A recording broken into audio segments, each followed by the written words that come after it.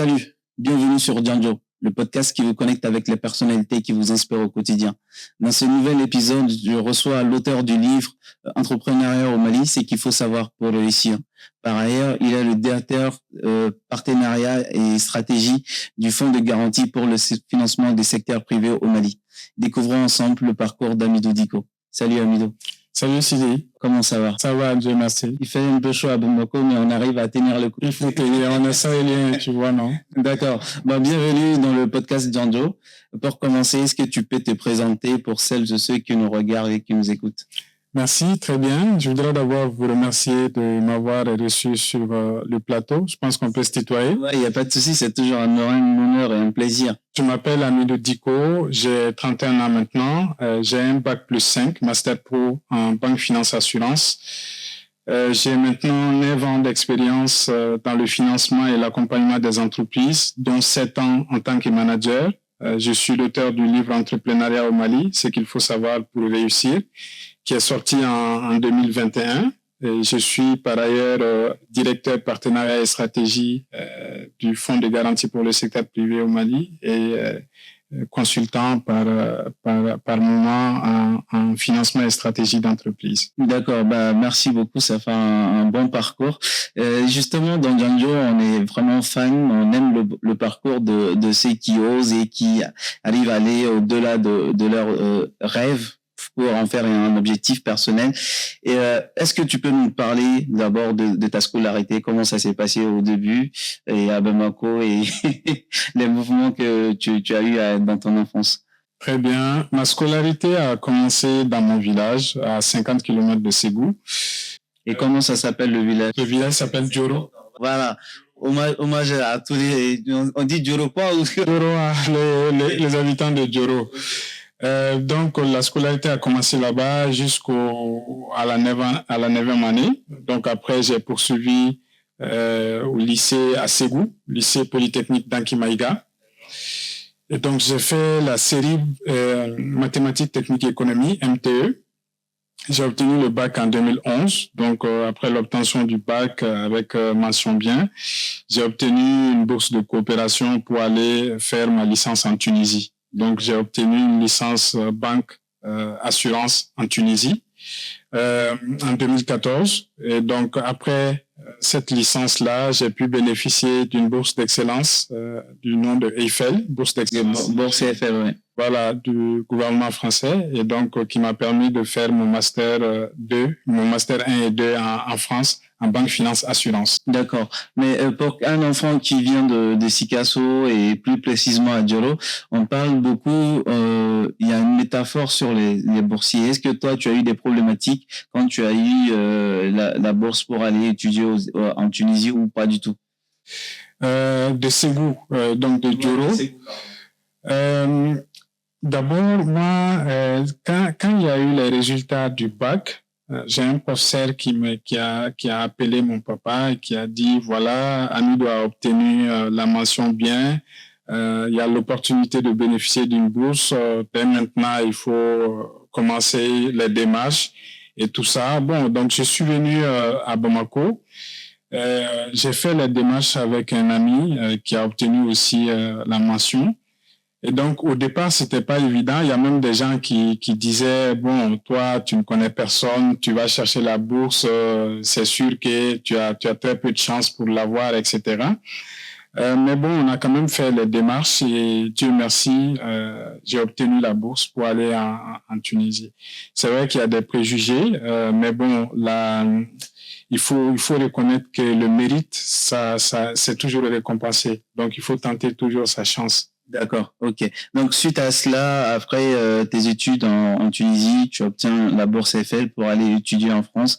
Donc là-bas, quelle a été la filière que tu as étudiée et comment ça s'est passé la vie de France comparée au Mali et en la Tunisie également? C'est ça. D'abord, une petite anecdote, c'est que quand j'ai obtenu le bac, il y avait aussi le concours d'excellence qui permettait d'aller directement poursuivre les études en France. Donc, c'est ce que je voulais faire.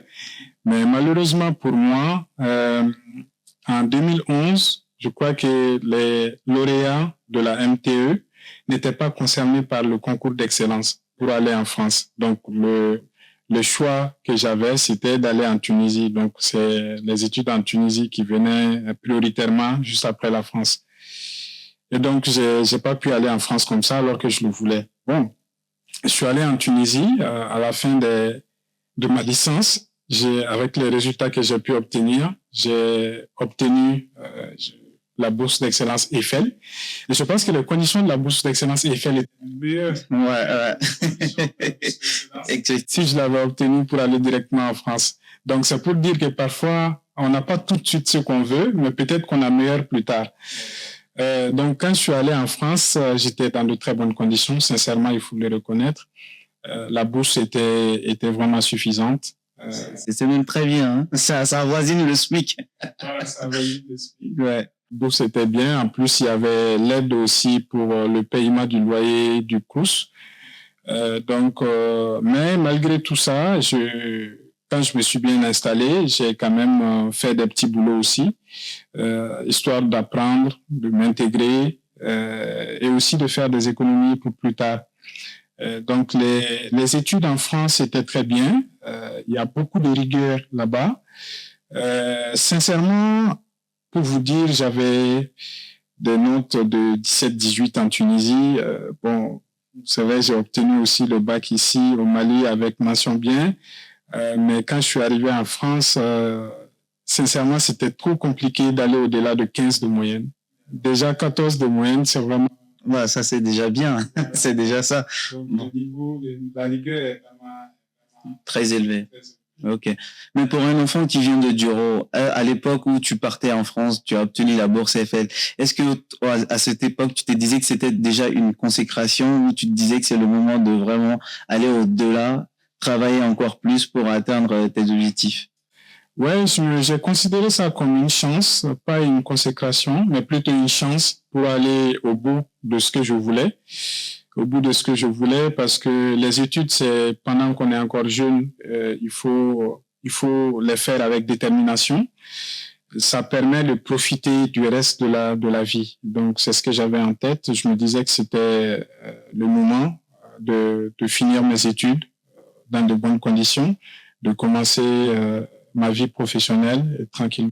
D'accord, mais pendant tes études aussi, tu as côtoyé pas mal d'associations estudiantines, notamment en France, notamment l'ADEME. Pourquoi ce choix d'intégrer les associations et qu'est-ce que ça t'inspire d'être au sein des mouvements associatifs et pour défendre la cause des estudiantines à l'époque? C'est très important. D'abord, avant d'aller en France, j'avais intégré l'association des étudiants étrangers en Tunisie là-bas, précisément dans la ville où j'étais, à Sfax.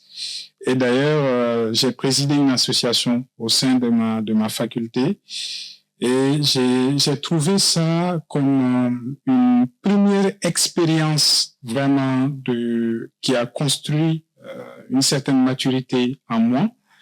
Et donc, tout naturellement, quand je suis sorti de cette expérience-là, quand je suis arrivé en France, je voulais naturellement intégrer une association. Bon, j'ai fait mes études à Orléans. J'ai pas pu intégrer... À la source. Voilà, à la source. J'ai pas pu intégrer une association là-bas, mais quand je me suis rapproché de la région parisienne, donc j'ai intégré l'ADEME. L'association permet de ne pas perdre ses repères. Ça, c'est un. Parce que au sein de l'association, ça permet toujours de se rappeler un peu d'où l'on vient et quel est le parcours, qu'est-ce qui reste. On se rappelle toujours les bons objectifs. Et puis, au sein de l'association, lorsqu'on arrive à intégrer le bureau même, ça donne des responsabilités. Ça donne des responsabilités et je pense que cela contribue beaucoup à l'épanouissement personnel, ce qu'on appelle au développement personnel même. Donc, c'est dans cet esprit-là que j'ai toujours voulu intégrer, à côté, en parallèle de ma vie estudiantine, les associations. Mais est-ce que ces expériences aujourd'hui, de par le niveau de responsabilité que tu as, est-ce que tu profites encore de ces expériences?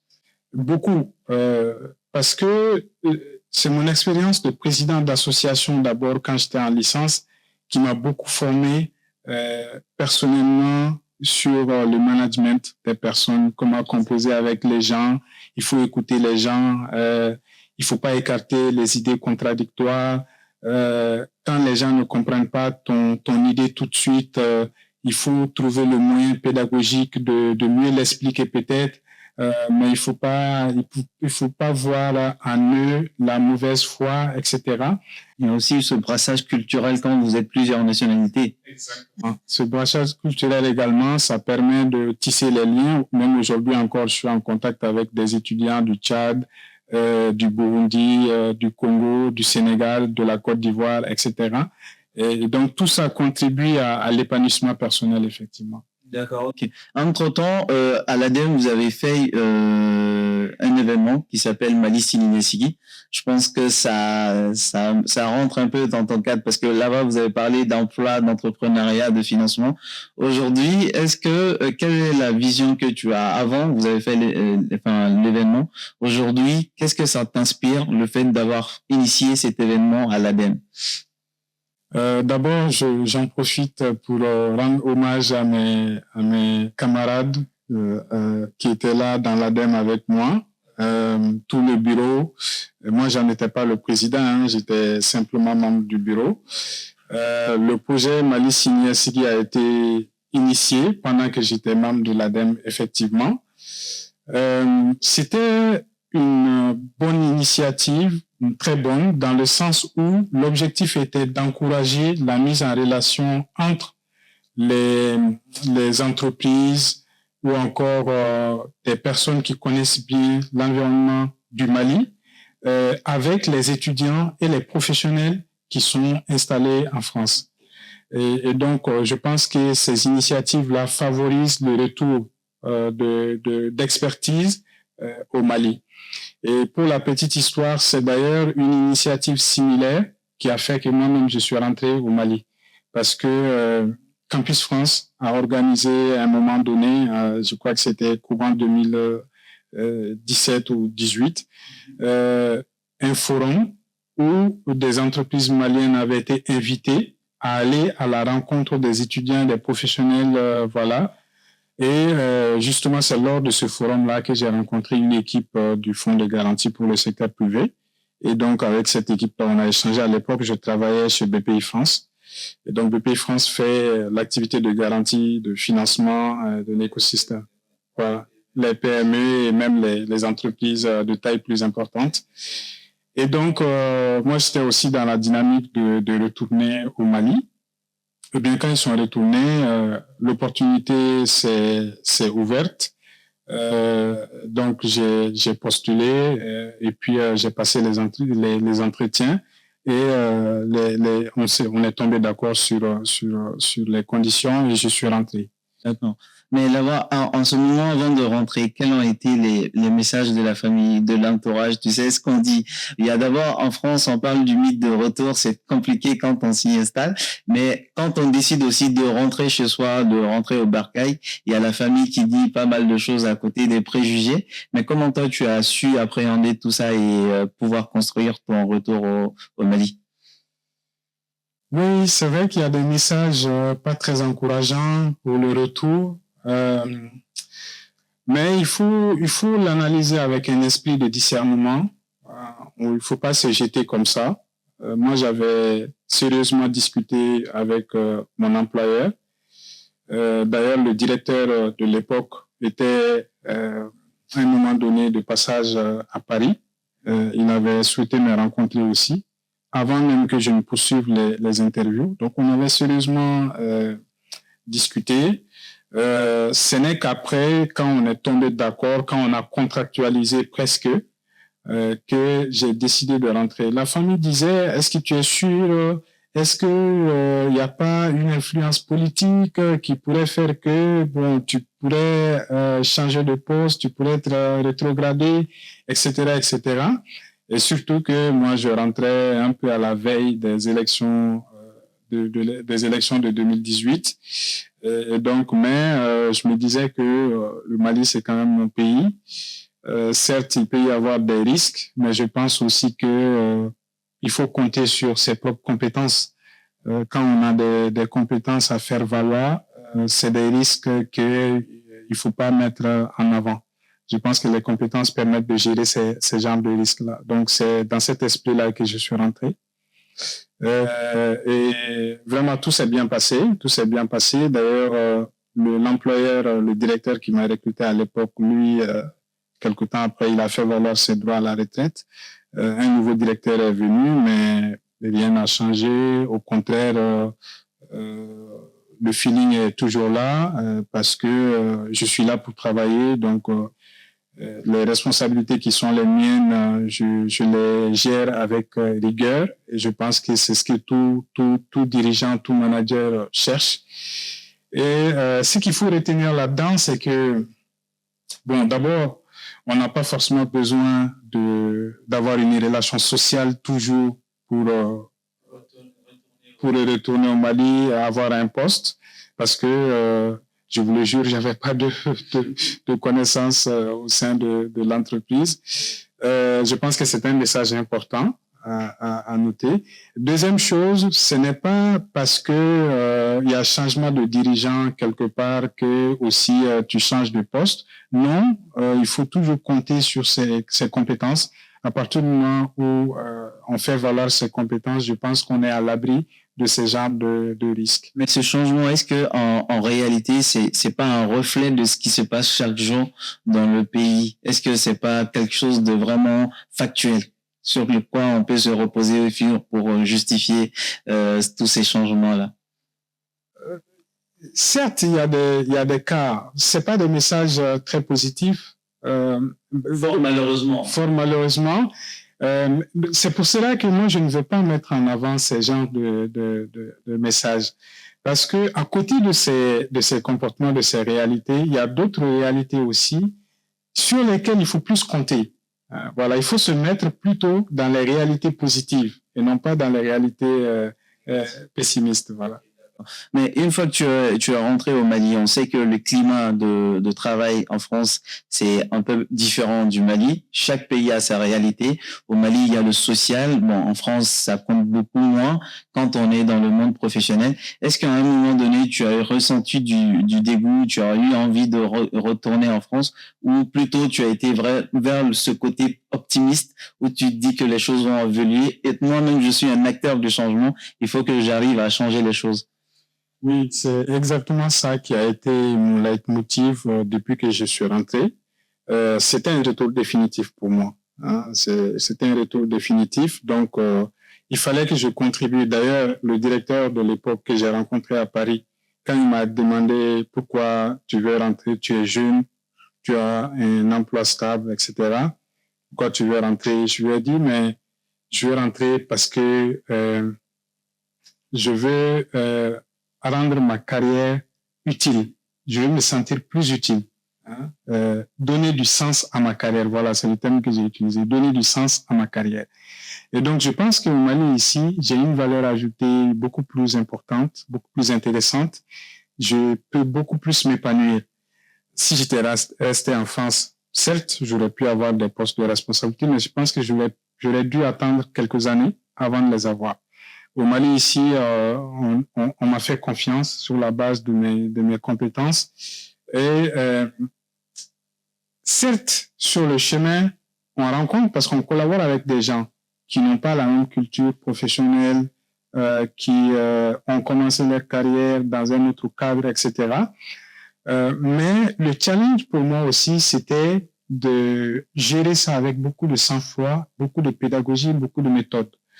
Ça ne sert à rien de dire que non, ta méthode n'est pas bonne, il faut faire avec ma méthode. Non, je pense qu'il faut prouver que sa méthode est bonne. C'était ça ma démarche. Donc ça, il fallait le faire avec beaucoup de sang-froid. Les choses parfois les plus basiques, les plus évidentes, il faut beaucoup de temps pour que l'autre comprenne. Ça peut être l'autre, ça peut être partenaire, ça peut être client, voilà, etc. Mais quand on revient de l'Europe ou de l'Occident, en tout cas des pays un peu plus développés, je pense qu'il ne faut pas se montrer supérieur. Il faut plutôt le faire avec pédagogie, avec humilité. Ouais. D'accord. Mais tu es revenu, tu as commencé ta carrière au Fonds de garantie pour les secteurs privés, FGSP au Mali. Alors, qu'est-ce que tu peux nous parler d'abord de l'entité? Parce que c'est quand même important. C'est une structure qui est là pour la jeunesse et pour les entrepreneurs, chose qui sera vraiment bien pour le développement du Mali. Est-ce que tu peux nous parler de la structure? Oui, le Fonds de garantie pour le secteur privé, c'est un outil que les autorités du Mali ont voulu mettre en place, ont mis en place pour apporter une solution à la problématique de garantie pour l'accès des entreprises au financement. Vous savez, le secteur privé est le moteur de développement de tout pays. Pour que le secteur privé se développe, il faut qu'il accède au financement. Le secteur privé, c'est qui? C'est les entreprises. Il faut que les entreprises accèdent au financement pour pouvoir augmenter leurs capacités, créer des emplois, créer plus de richesses. Et il s'est trouvé que la problématique de garantie constituait un frein, un obstacle majeur pour l'accès au financement. Vous savez, les principales sources de financement au Mali institutionnel, c'est les banques et accessoirement les institutions de microfinance. Et donc, c'est dans cette réflexion que les autorités, et en collaboration avec les principaux acteurs du secteur privé, ont mis en place cet outil-là, fonds de garantie, et qui existe ailleurs aussi dans d'autres pays. Comme je l'ai dit, en France, il y a BPI France qui fait la même activité, mais qui fait d'autres activités également. Et donc, le fonds de garantie est là pour soulager les entreprises sur l'exigence de garantie des banques. Et une entreprise en temps normal qui a besoin d'un financement de 100 millions, pour pouvoir l'avoir, il faut fournir un titre foncier d'une même valeur ou d'une valeur plus importante. Les entreprises n'ont pas forcément de titre foncier. Et avec la présence du fonds de garantie, l'entreprise qui a besoin de 100 millions peut l'avoir sans pour autant fournir une garantie de 100 millions et sans pour autant fournir une hypothèque. L'entreprise peut fournir une garantie, bon, entre guillemets, qu'on peut appeler précaire, mais puisque le fonds de garantie est là, la banque peut lui faire confiance et lui donner la garantie sur la base de sa solvabilité, de sa capacité de remboursement, bien sûr, parce que c'est ça le plus important. Est-ce que les acteurs même que vous aidez, par exemple, notamment les entreprises, ils sont au courant de votre présence ou pour toi, c'est un peu mitigé? Je dirais qu'aujourd'hui, oui, beaucoup plus. Vous savez, la visibilité, ça se gagne avec le temps. Bon, le fonds de garantie existe seulement depuis 2014. Il a effectivement commencé ses activités en 2015. De 2015 à maintenant, je pense qu'il a beaucoup gagné en visibilité. Il y a beaucoup de gens qui ne le connaissaient pas auparavant, jusqu'en 2018 d'ailleurs, jusqu'en 2019. Mais sur les 3-4 dernières années, voire les 5 dernières années, on a beaucoup gagné en visibilité. Aujourd'hui, le fonds de garantie est comme un acteur majeur quand même dans l'écosystème du financement. Non seulement toutes les banques collaborent avec lui, mais aussi les principaux systèmes financiers décentralisés. Alors, les systèmes financiers décentralisés, c'est les institutions de microfinance ici au Mali. Donc, les principales institutions de microfinance également collaborent avec les fonds de garantie. Les entrepreneurs le connaissent, etc. Et d'ailleurs, maintenant, il a un siège qui est bien connu, qui est bien situé. Alors, ces expériences t'ont conduit finalement à écrire un bouquin sur l'entrepreneuriat au Mali, c'est qu'il faut savoir pour réussir. Qu'est-ce qui t'a motivé, toi, à écrire sur l'entrepreneuriat au Mali? Justement, moi, j'ai intégré le fonds de garantie en tant que responsable études et financement. Si vous voulez, c'est responsable commercial du fonds et responsable métier qui s'occupe du montage des dossiers de financement de garantie. L'objectif du fonds de garantie, c'est d'accompagner le maximum d'entreprises à accéder au financement. Mais je me suis tout de suite rendu compte que malgré la forte volonté, les entreprises elles-mêmes, notamment les PME, ne rendent pas la tâche facile parce que elles sont un peu trop dans l'informel. Pas de comptabilité, parfois, on pense que pour accéder aux opportunités, il faut plutôt avoir une connaissance quelque part. On ne cherche pas à savoir les vraies procédures. Il y a le code des investissements qui offre des avantages, mais beaucoup n'en ont pas connaissance. Et les dispositifs sont méconnus de par le grand public. Exactement. Donc, je me suis rendu compte de cela. Dans ma réflexion, dans mes échanges avec certains entrepreneurs, j'arrive à leur faire connaître certains dispositifs, certaines opportunités, à leur expliquer des procédures de façon simple, à leur expliquer de ne pas avoir peur des impôts. C'est justement quand on ne connaît pas qu'on se fait avoir, mais quand on connaît, il n'y a rien de plus simple, etc. Après, je me suis dit qu'il faut peut-être que je trouve le moyen d'atteindre le maximum d'entreprises, de chefs d'entreprise, pas seulement les chefs d'entreprise qui passent dans mon bureau, mais le maximum. Voilà, un large public. Donc, dans cette réflexion-là, j'avais pensé à faire des vidéos, voilà, d'autres moyens. Et finalement, ma réflexion est tombée sur le livre. Bon, j'ai trouvé que le livre était un moyen beaucoup plus durable, beaucoup plus facile à vulgariser, beaucoup plus professionnel pour ce genre de démarche. Et donc, bon, moi, en tant qu'acteur aussi de l'écosystème du financement, vu que j'accompagne beaucoup d'entreprises dans différents secteurs d'activité, je suis en contact avec beaucoup de structures, beaucoup d'institutions qui soutiennent l'entrepreneuriat, qui sont dans l'accompagnement et la promotion de l'entrepreneuriat. Et donc, j'avais pas mal d'éléments pour pouvoir faire un concentré d'informations et de conseils pour orienter les porteurs de projets, les chefs d'entreprise, ceux qui ont déjà leur entreprise, mais également les autres acteurs qui accompagnent les entrepreneurs dans l'entrepreneuriat. Et sincèrement, c'est un document que moi-même, personnellement, j'aurais voulu avoir au moment de mon retour au Mali parce que je n'avais jamais travaillé au Mali. J'avais juste fait ma scolarité ici jusqu'au bac.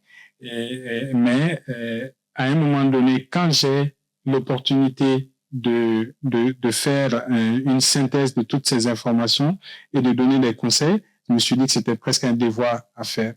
Donc, c'est dans ce sens-là que j'ai fait ce livre-là. D'accord. Ce livre, ça parle d'entrepreneuriat au Mali.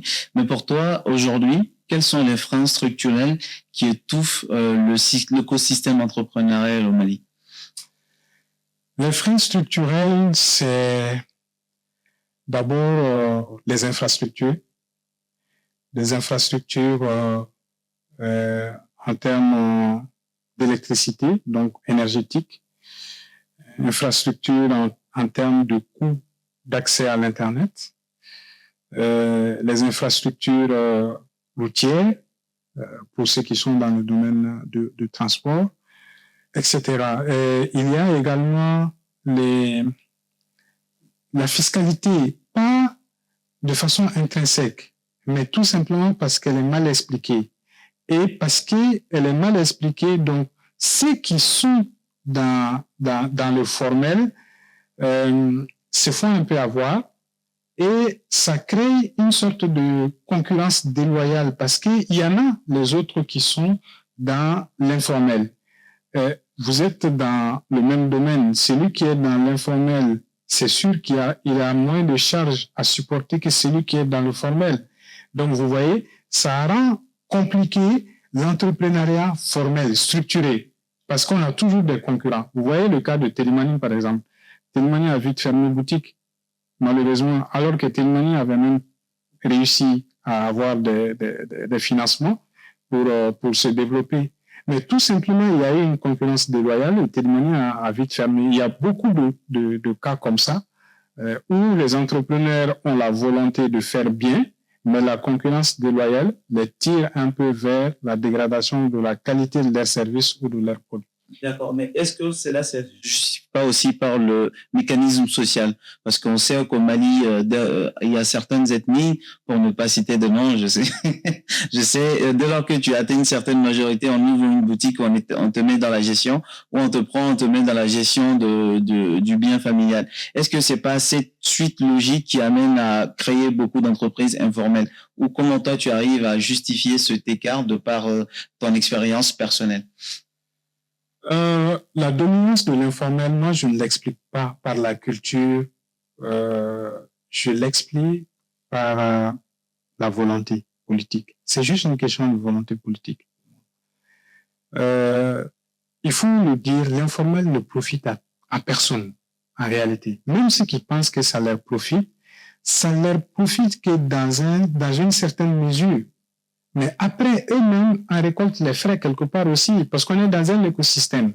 Et dans un écosystème, il y a différents acteurs, on compose ensemble. Ce que tu gagnes, c'est les autres qui te fournissent, mais tu es obligé aussi de recourir aux autres pour pouvoir te développer, etc.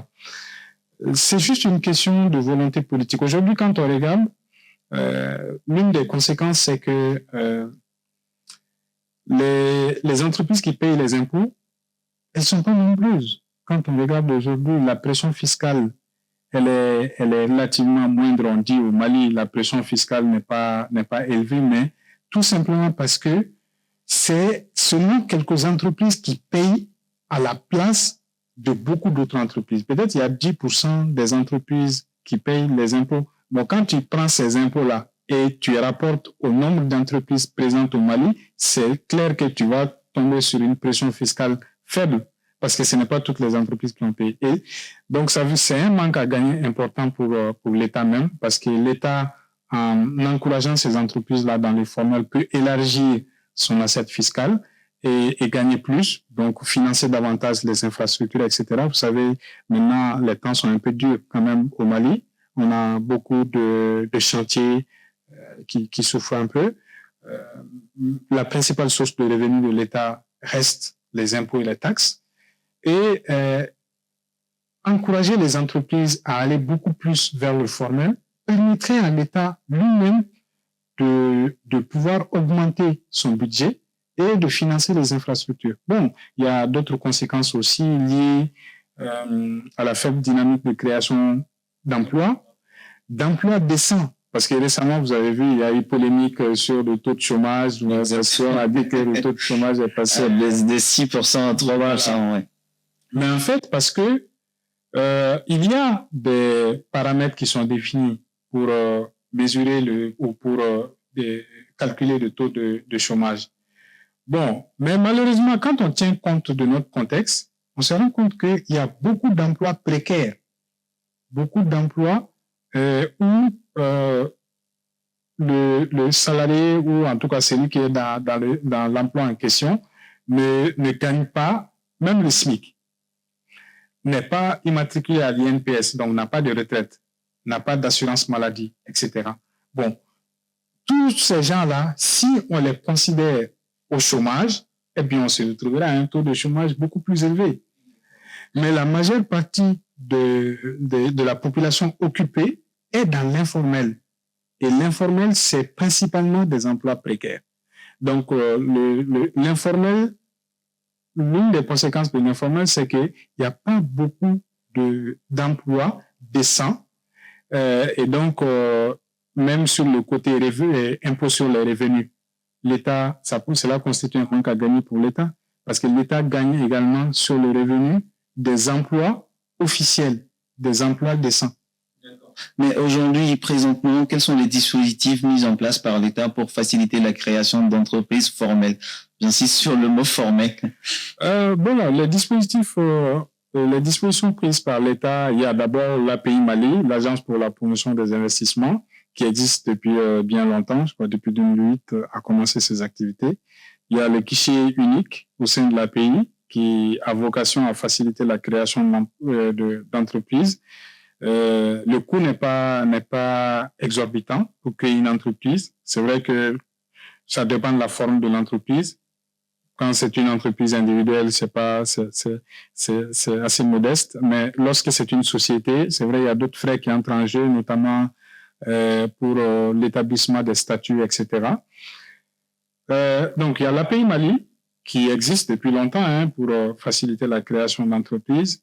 Il y a le statut de l'entrepreneur, qui a été voté au niveau sous-régional, que les pays voisins, certains des pays voisins ont déjà implémenté, mais que le Mali n'a pas encore implémenté, qui normalement est une initiative visant à encourager les entreprises, aujourd'hui les entreprises informelles, à aller dans le formel. Je veux dire même les commerçants qui ne sont pas en réalité formalisés en entreprise, mais à avoir un statut de l'entrepreneur pour pouvoir aller dans l'informel. Mais il faut reconnaître qu'au Mali, jusqu'à présent, le statut de l'entrepreneur n'est toujours pas implémenté dans l'architecture. D'accord, mais quand on parle entrepreneuriat, on sait qu'au Mali, les femmes sont un peu recalées au devant de la structure, au devant de la scène entrepreneuriale. Aujourd'hui, est-ce que ton livre, il traite un peu ces sujets pour les femmes spécifiquement,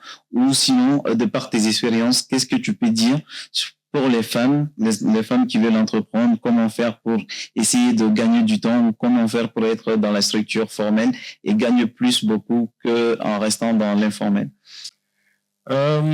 Bon, ça c'est peut-être la configuration même de la vie sociale.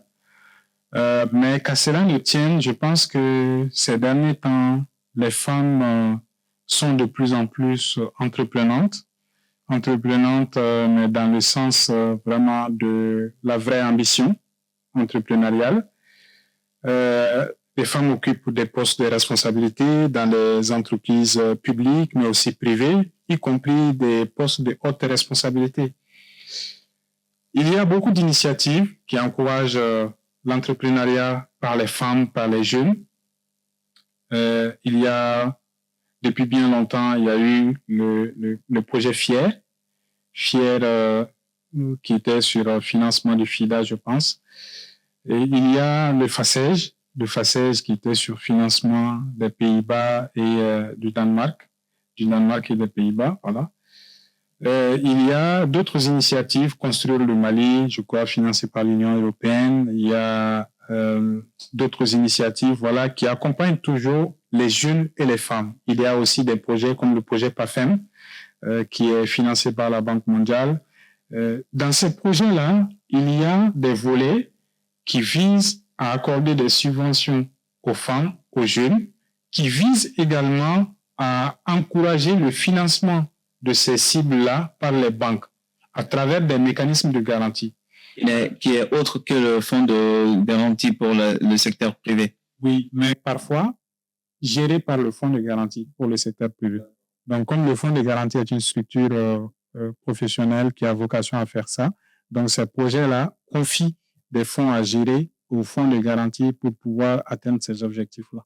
Donc, vous voyez, pour encourager l'entrepreneuriat par les jeunes, par les femmes, là où un profil classique est garanti à 50%, vous allez voir que les jeunes ou la femme est garantie à 70 voire 80%. Donc, c'est des mécanismes qui permettent d'encourager l'entreprise. Féminine et jeune. D'accord. Dans ton livre, tu parles beaucoup plus de stratégie et de vision, de modèle économique. Est-ce que ces notions font écho auprès des entrepreneurs maliens à qui tu t'adresses dans ton livre? Bon, ça vient petit à petit. Je dirais que ça l'est beaucoup plus aujourd'hui qu'il y a 5 ans ou 10 ans. Tout simplement parce que on est dans un monde moderne maintenant. Et il y a eu beaucoup de leçons, beaucoup de cas. Vous voyez, il y a la concurrence. On a parlé du secteur des transports. Il y a des transporteurs auparavant, les bitards, les bannis, voilà, qui tiraient vraiment le secteur. Mais après, il y a d'autres qui sont venus, les Diarra Transport, les Hermiono, qui ont pris une bonne part de marché. Donc, c'est la concurrence. Mais qu'est-ce qui a fait ça? C'est peut-être un manque de vision. Parce que si les premiers là avaient une vraie vision, ils n'allaient pas se laisser dribbler par les nouveaux. Bon, c'est la même chose dans le secteur de la restauration. Effectivement, parce que quand par exemple, je vais prendre l'exemple sur le cas de la France, par exemple, les Hermès, les Louis Vuitton, c'est des entreprises qui ont été créées par l'arrière-grand-père, mais aujourd'hui qui dominent la scène internationale. Donc, ces modèles-là, on n'arrive pas, nous, à l'avoir chez nous, et pour construire dans la durée les entreprises. Exactement. Donc, c'est des leçons qui font qu'aujourd'hui, les entrepreneurs sont obligés de s'intéresser davantage à la stratégie, à la vision à moyen long terme de l'entreprise pour rester sur son marché et pour pouvoir résister face à la concurrence. On ne sait pas quand est-ce que la concurrence vient. Et le concurrent qui vient, il peut avoir beaucoup plus de moyens que vous. Surtout si vous n'êtes pas préparé, ça peut être un choc fatal. D'accord. Mais par exemple, quand on parle d'entrepreneuriat, venir s'installer au Mali, ceux qui sont là d'entreprendre, il y a beaucoup qui ont peur de par le contexte social, de par les contextes politiques. Est-ce que toi, tu arrives à comprendre cela? Et pour toi, comment faire pour aller au-delà et prendre le risque de créer soit sa boîte ici ou de venir s'implanter au Mali? Je le comprends parfaitement. C'est naturel. Vous savez, l'appréhension du risque est naturelle et il le faut parce qu'il ne faut pas se jeter comme ça. Maintenant, au-delà de ça, on a l'habitude de dire aussi qu'un entrepreneur, c'est une personne capable de transformer la difficulté en opportunité, n'est-ce pas? Qui saisit, qui identifie un besoin, qui apporte une solution au besoin. Donc là où il y a risque, là où il y a difficulté, il y a besoin également et il y a opportunité. Et je pense qu'ils doivent beaucoup plus être orientés identification de l'opportunité et voir dans quelle mesure ils peuvent saisir cette opportunité-là. Dans un premier temps, ce n'est pas l'opportunité que tu vois que tu peux saisir tout de suite, mais tu peux passer par un chemin, ce qu'on appelle parfois un dérivé de la cible. Donc, j'ai reçu une dame qui était qui est basée en Belgique, je pense, et qui voulait ouvrir carrément une unité de transformation de lait ici au Mali. Elle était à la recherche d'un financement. Je savais que le montant qu'elle devait chercher, elle n'avait pas d'historique bancaire pour l'obtenir, parce qu'elle avait besoin d'au moins 1 milliard de francs CFA pour installer son unité, pour que son unité soit professionnelle et qu'elle puisse concurrencer, en tout cas s'installer sur le marché aux côtés des marques bien connues, les Nido, les Belles Hollandaises, etc., etc. Bon, moi, je lui ai dit sincèrement, madame, je vous conseille de vous lancer dans un premier temps dans la commercialisation de lait en poudre. Ça, c'est un dérivé, vous voyez. C'est juste pour vous donner une idée. Parfois, il y a la cible, mais on peut passer par un dérivé, connaître, maîtriser le marché et envisager maintenant l'installation de la vraie cible. Et elle s'est effectivement lancée dans la commercialisation de lait en poudre et je pense que ça marche bien. Peut-être qu'elle pourra faire des économies assez et à un moment donné, compléter ces économies par un financement bancaire et lancer.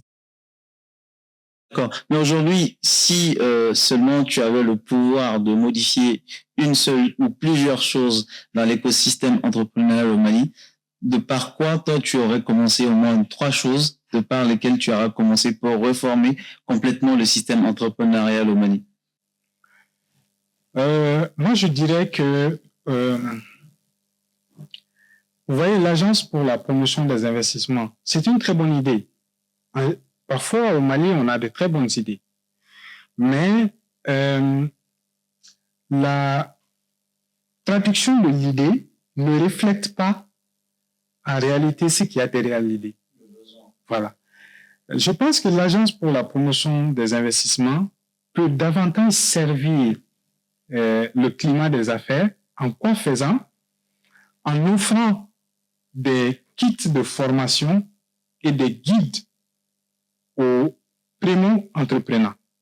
Tu viens créer une entreprise tout de suite, c'est ta première fois de créer une entreprise, voilà, tu suis des cours gratuits. Parce qu'après, l'entrepreneuriat profite à l'État d'abord, parce que ça réduit le chômage, il y a des impôts à payer, et par l'entreprise, et par les salariés de l'entreprise. Et pourquoi ne pas investir dans ceux qui veulent entreprendre pour qu'ils puissent réussir dans l'entrepreneuriat et maintenant contribuer à l'assiette fiscale. Donc l'État peut faire ça en offrant des formations gratuites, en coachant les jeunes, parce que l'entrepreneuriat, c'est le mindset, c'est aussi c'est des attitudes, c'est des comportements, c'est des visions qu'il faut avoir, c'est la résistance, c'est la persévérance, etc. C'est le relationnel. Le personnel aussi. Voilà, le développement personnel. Donc, l'API peut fournir des formations, des coachings et établir des guides comme ça, mettre à la disposition des chefs d'entreprise. Je pense que cela contribuerait beaucoup à améliorer le climat des affaires. Bon, deuxième chose, c'est d'améliorer les infrastructures énergétiques, Internet, les routes, qui, mine de rien, ça joue beaucoup sur le coût de production. Vous savez, ces éléments-là sont des facteurs de production. Une usine a besoin d'utiliser l'électricité. Pas qu'une usine, même un atelier de soudure, un atelier de couture, etc., etc. Donc, c'est très important. Les routes pour les transporteurs, tant qu'on doit rouler sur des routes dégradées, bien ça augmente les frais d'entretien des véhicules. Pas plus tard qu'avant-hier, j'ai discuté avec un transporteur qui a l'habitude de transporter sur l'axe de Caille, l'axe de Bamako-Caille. Mais il me dit que, bon, maintenant, il évite cet axe-là parce que, voilà, la route est dégradée et ça engendre beaucoup de frais et qu'il faut chercher à répercuter sur les clients. Et ces clients-là aussi, qui sont les commerçants, répercutent sur les consommateurs finaux. C'est ce qu'on voit actuellement d'ailleurs sur le ciment.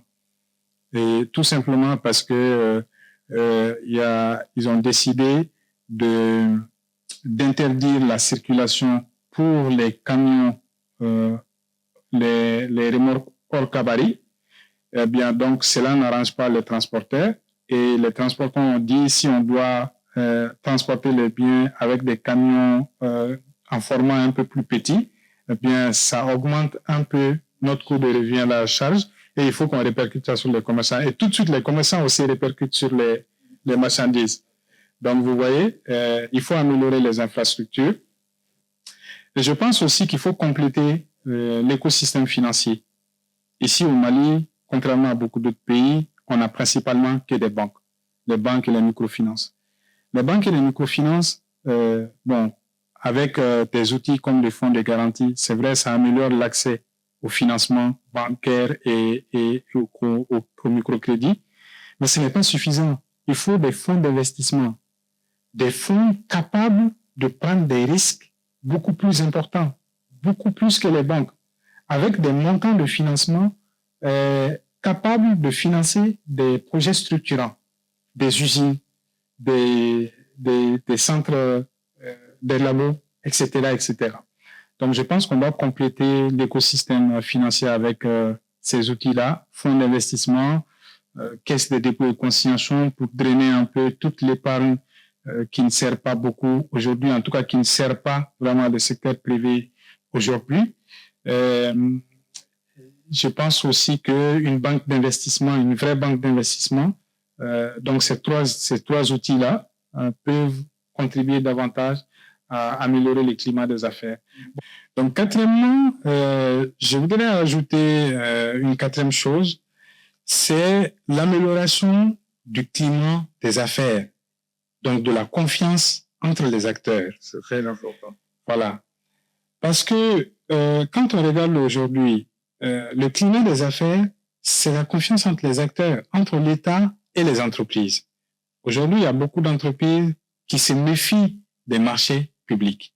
Pourquoi? Parce qu'il y a un retard de paiement. Et quand il y a un retard de paiement, donc, il y a méfiance. Au Mali, est-ce qu'il y a des dispositifs pour contrecarrer l'État, les forcer à payer ces entreprises qui ont déjà exécuté les marchés d'État? Naturellement, on ne peut pas forcer l'État. Donc, c'est là tout le problème. Il y a l'autorité de régulation des marchés publics, mais je ne pense pas que ce soit dans ses compétences. C'est l'État. Mais par exemple, moi, en France, j'ai entendu une histoire comme quoi il y a BPI qui prend les entreprises qui ont géré des marchés d'État. BPI essaie de les avancer des frais pour qu'ils puissent continuer leur en guise de fonds de roulement. Aujourd'hui, est-ce qu'il y a des structures comme la FGSP ou d'autres structures existent au Mali qui font ce travail pour les entreprises? Je vais vous expliquer. Même au Mali, les banques le font. Les banques le font parfois avec la garantie du fonds de garantie, oui. C'est-à-dire que lorsqu'une entreprise obtient un marché de l'État, l'entreprise peut obtenir une avance sur marché. Donc, l'entreprise a de l'argent de la banque pour exécuter les travaux ou la prestation, en attendant que l'État ne paye. Mais avec un délai aussi pour rembourser la banque, il arrive souvent que ces délais soient dépassés avant que le paiement n'arrive. Vous voyez, ça pose problème. Parce que l'entreprise, elle aussi, va se retrouver en impayé au sein de la banque. Donc, vous voyez, là aussi, ça porte un coup dur à la confiance entre l'entreprise et la banque. Et donc, c'est pour cela que c'est très important que dans l'écosystème, la confiance reste entre les acteurs. C'est là même le climat des affaires. Ce que BPI France fait au-delà, ça c'est post. Dans les jargons de la banque, on l'appelle escompte ou affacturage. Donc, c'est-à-dire que tu as déjà exécuté le marché, tu n'as pas besoin d'argent pour exécuter le marché. Tu as déjà exécuté le marché. Tu as déposé ta facture. En attendant que l'État ne te paye, tu viens escompter ou demander l'affacturage de ta facture. Donc, au Mali, l'escompte se fait aussi, mais on va dire là aussi avec beaucoup de méfiance maintenant, parce que les banques, parfois, n'ont pas beaucoup de visibilité sur quand est-ce que la facture va être payée. Donc, alors que la banque a besoin aussi d'avoir de la visibilité pour avoir du cash, continuer à gagner des intérêts sur son argent. Donc, c'est très important que le climat des affaires soit amélioré, que la confiance revienne entre les acteurs, entre les fournisseurs et les clients, entre les banques et les entreprises, entre l'État et les entreprises. D'accord. Amidou, on arrive au terme de cet épisode. Et pour la fin, j'aimerais que tu véhicules un message, un conseil plutôt, à l'endroit de la jeunesse. Cette jeunesse qui part en France en guise d'approfondissement des études, mais qui n'arrive pas à revenir. Tel est mon cas et beaucoup d'autres. Mais toi qui est arrivé à revenir au Bercail, c'est quand même quelque chose de vraiment formidable et à féliciter. Donc, quel est le conseil que tu peux donner déjà aux Maliens de la diaspora et c'est aussi qui sont là, les jeunes qui veulent entreprendre de façon générale, le message, le conseil que tu peux nous donner? Vous savez, la plupart des choses, je pense, tiennent à 3 paramètres, peut-être un peu plus, mais il y a 3 paramètres déterminants pour moi. D'abord, la volonté, c'est le premier paramètre. L'effort et la chance. Bon, moi, dans mon cas, j'avais la volonté. Quand il y a eu le forum en question, j'ai fait l'effort d'aller. Et effectivement, j'avais l'intention de communiquer avec mon employeur actuel là-bas. Parce que j'avais vu en cet employeur-là, en cette structure-là, que je pouvais travailler là-bas parce que c'est à l'image de mon employeur en France. Et après, la chance aussi a fait que ça a pu se passer comme je l'avais à peu près imaginé. Donc, le conseil que je donnerais, c'est d'abord d'avoir la volonté de revenir. Une fois qu'on a la volonté de revenir, il faut sonder l'environnement du Mali. On revient parfois pour les vacances. Il faut prendre des contacts. Il faut entretenir le contact. Par exemple, moi, je suis là. Vous êtes encore là-bas. Vous pouvez me poser des questions quand vous le souhaitez. Vous pouvez faire une veille sur les offres, voilà, les offres d'emploi, etc. Si vous voulez aller dans le salariat, etc. Ça, c'est très important. Avoir quelqu'un de fiable sur place auprès de qui, pas seulement une personne, 1, 2, 3 personnes, voilà, auprès desquelles on peut prendre des conseils, on peut prendre des informations pertinentes. Bon, après, il faut voir aussi, identifier, si on veut aller dans le sens de l'entrepreneuriat, il faut identifier un domaine en lien avec ses compétences déjà développées là-bas. Vous voyez, si vous êtes, je connais un monsieur, par exemple, qui a travaillé chez Nestlé, qui a travaillé chez Nestlé. Et à un moment donné, il a décidé de quitter Nestlé, de venir au Mali et de représenter Nestlé au Mali. Vous voyez, il reste dans son domaine, mais il a changé de casquette. Bon, vous aussi, vous pouvez, par exemple, dans le domaine de la technologie là-bas, eh bien, vous identifiez un partenaire ici, vous lui proposez de la valeur ajoutée, ça peut être un bon moyen de revenir. Vous ne créez pas de zéro, mais vous vous associez à quelqu'un que vous connaissez bien, qui peut partager peut-être la même vision que vous, etc. Ou bien, vous êtes dans le domaine, je ne sais pas, vous pouvez me dire aussi quel autre domaine, et vous identifiez là où vous pouvez vous positionner ici au Mali, et vous voyez si vous pouvez vous associer à quelqu'un même de confiance ici au Mali également, peut-être avec qui vous avez vécu là-bas, mais qui est rentré. Et aujourd'hui, il y a un réseau, je crois, les réseaux de l'Union des ambassadeurs, qui est constitué aussi de personnes qui sont déjà rentrées et qui peut aussi faciliter le retour. Donc, c'est des réseaux sur lesquels on peut également s'inspirer. Donc, c'est des conseils que je donne. Il faut avoir des gens, des contacts, échanger régulièrement avec eux. Il faut identifier comment faire le pont entre ce que je fais là-bas et ce que je peux faire ici et avoir la volonté de revenir. D'accord. C'était pour vous le Django d'Amidou Dicko. Pour ceux qui veulent aller en profondeur, n'hésitez pas à vous procurer du bouquin Entrepreneuriat au Mali. C'est qu'il faut savoir pour réussir. D'ailleurs, il y a le bouquin qui est là pour ceux qui veulent s'en procurer. N'hésitez pas à lui contacter. On mettra son contact dans la descriptive sur YouTube. Et si c'est ta première fois dans cet épisode Django, n'oublie pas de t'abonner, de liker, de partager. Ça va beaucoup nous faire de bien pour vous apporter des invités de qualité et toucher à des thèmes très, très importants, notamment pour la jeunesse, qui est comme le thème d'aujourd'hui, qui était beaucoup plus basé sur l'entrepreneuriat. Merci beaucoup. À très, très bientôt.